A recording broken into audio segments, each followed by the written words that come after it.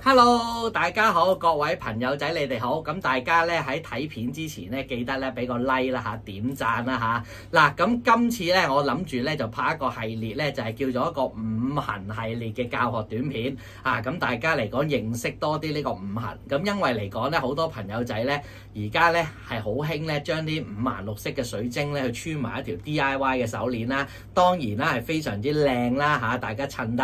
咁但係嚟講咧，如果咧你嗰個五行配搭錯咗咧，你都會可能會出事嘅喎。所以嚟講咧，我就想咧俾一個資訊大家係點樣去運用呢個五行，係穿呢個彩色手鏈咧係會又好啦，又靚啦，又有功能嘅。咁所以大家嚟講咧，記得多多支持啦，我呢個教學短片啊嚇。嗱，咁我哋咧教學短片第一輯，我哋一定要了解咗乜嘢係五行先。咁其實咧五行咧，當然啦，有好多朋友仔冇學過呢啲咁嘅玄學嘅嘢，對五行咧可能會比較陌生啲。咁所以嚟講咧，我哋咧就要由基本講起先啊。咁但係咧，大家了解咗呢個五行咧，其實咧對於大家將來啊嚟講嘅，想學一啲玄學嘅嘢，譬如學一啲算命啊，或者學一啲風水啊各方面嘅嘢咧，其實咧都源自於呢個五行嘅嚇，離唔開五行嘅所有嘅術數都係。咁所以大家嚟講咧，學咗一定係有着數嘅嚇。嗱，咁今日咧我就咧教大家一個簡單嘅方法。嗱，咁大家如果你睇書咧，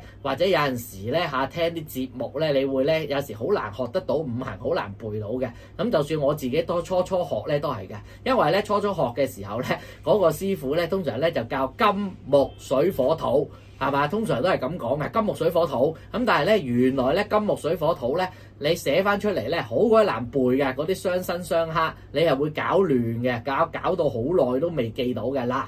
咁咧，我今日教大家一個好簡單嘅方法，你將佢唔好金木水火土，就木火土金水。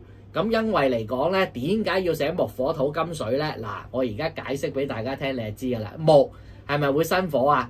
火係咪生土啊？土係咪生金啊？金係咪生水啊？嗱，咁如果你咁樣寫出嚟嘅時候咧，你係咪好容易記啊？係嘛？因為木就生火，隔離就生啦；火又生土，土又生金，金又生水，係嘛？非常之簡單咧。咁另外啦，相克亦都係好簡單嘅。咁當然啦，我今集咧就唔講住咁多先，下一集咧我哋咧就講呢個相克啦，五行嘅。